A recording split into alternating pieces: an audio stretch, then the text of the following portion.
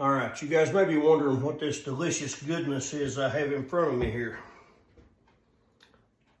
These are smoky, salty, they're great. We use them a lot here. Hog jaws. So I've had a pot of beans soaking overnight. I've got them over on the stove. I'm going to get the skin peeled off these and get them cut up, and we'll get them started frying, and we will make a pot of soup beans today.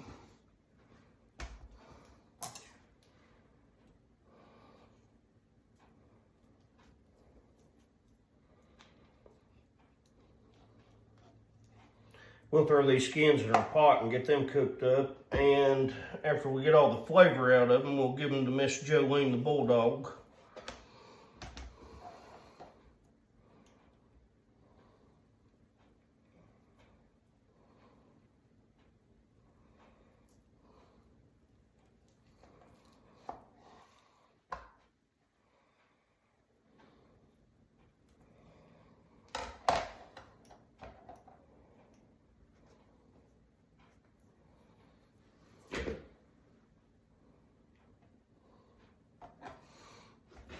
Now these we're going to want a little thin, so we're going to go ahead and rip them in half.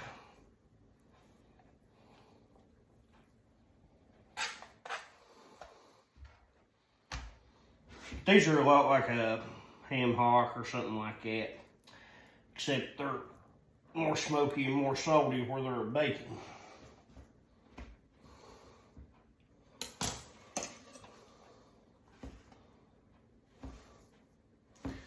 When you make a pot of beans, though, this guy here's the one you want running the football. He's just great. I buy them sometimes and just make sandwiches out of them. Not very good for your blood pressure, but man, they're good.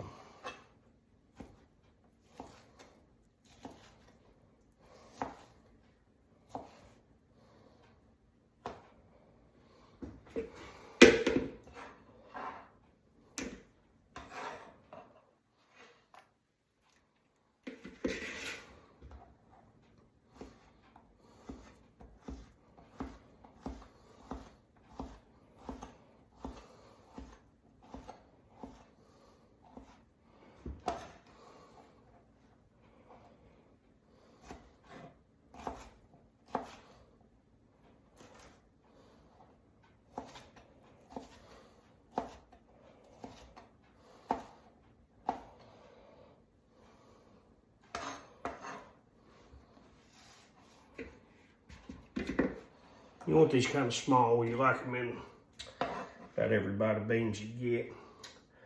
And when I'm cooking beans, I don't really go overboard with a bunch of seasonings or anything, because the next day or the couple days after, you always use them for something else, like chili or what have you.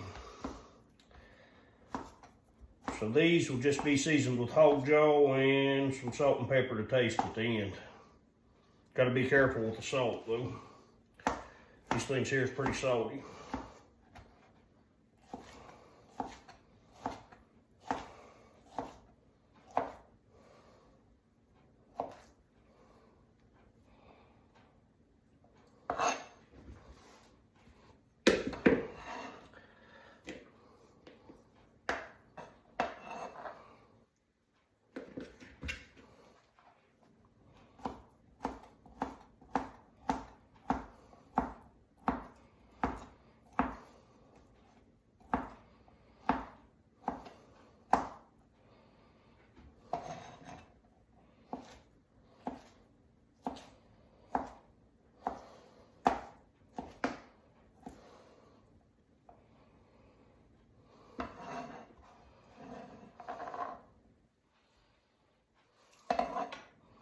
All right, I'll get you guys over to the stove and get this fried.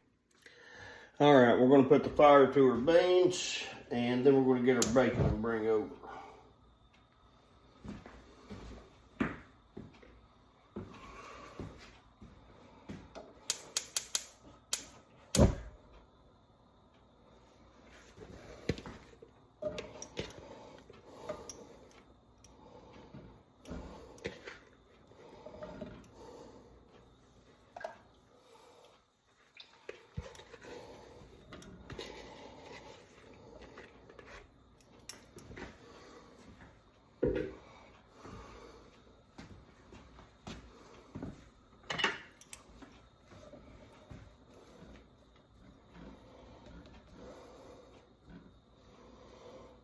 And with this today, I'm probably just going to do some fried potatoes, maybe with some kielbasa and a pan of cornbread.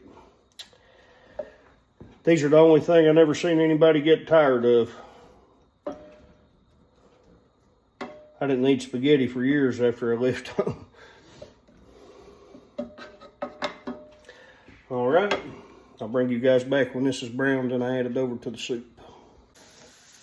Okay, we've got our old hog jaw browned off, and we're going to transfer that into our pot. We're not going to add the grease off it. This will flavor it plenty enough. We're going to save that to fry our potatoes. That way we'll get all that love off that hog jaw on them that's left in the skillet.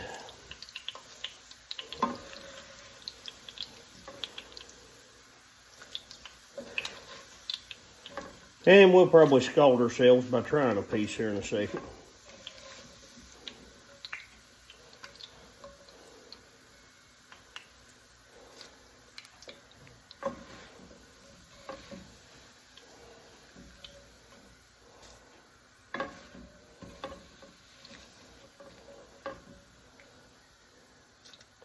Yep, this rendered down just beautiful.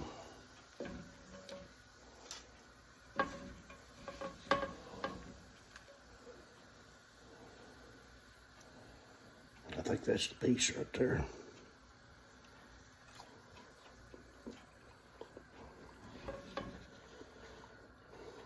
Well, I'll take you right back to Mama's house right there.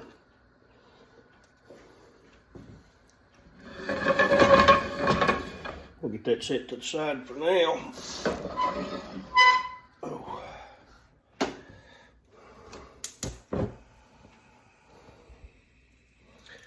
Give our beans a good stir. And I'll check back with you guys about halfway through, and then at the end, and we'll try her out. All right, so our beans, they're probably about, I'd say, an hour and 20 in. They're starting to get tender. They're probably halfway done. We're going to go ahead and cook them down till we get the thickness of soup we want. We've got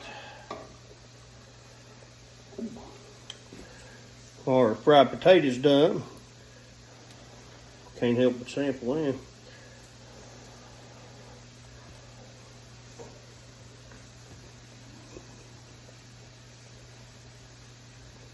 Oh yeah. But potatoes are a little hard. Once you learn to get your heat right, have enough grease in your skillet, and leave them alone. I used to be bad about turning them into mashed potatoes. I flipped them so much, but the key mostly is to leave them alone, and they always turn out pretty good. So I'll give these one more stir, and we'll be back at the end.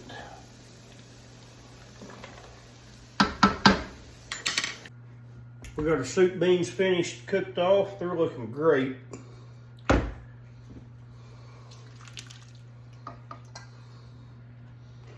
And got some pan of cornbread made up.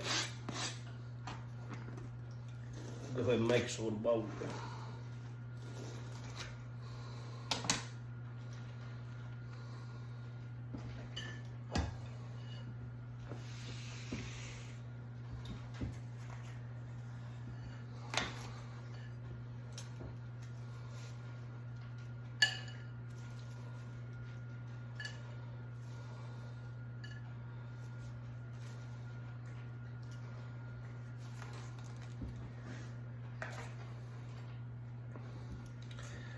Here's what I like to do with mine.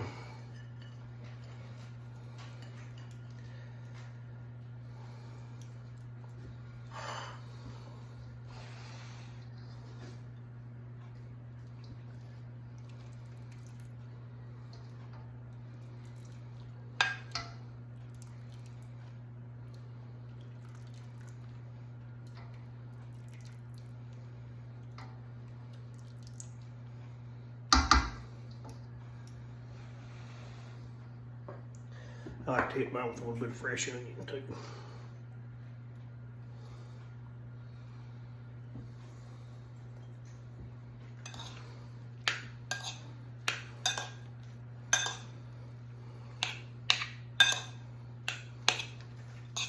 And this was a staple when I grew up around here. I guess I've eat this more times than I've eat anything.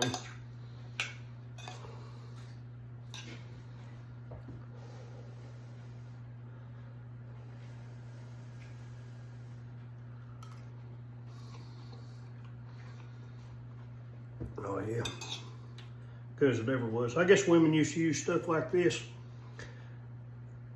There wasn't a lot of meat, wasn't a lot of anything, so cook in grease, fix bread with anything.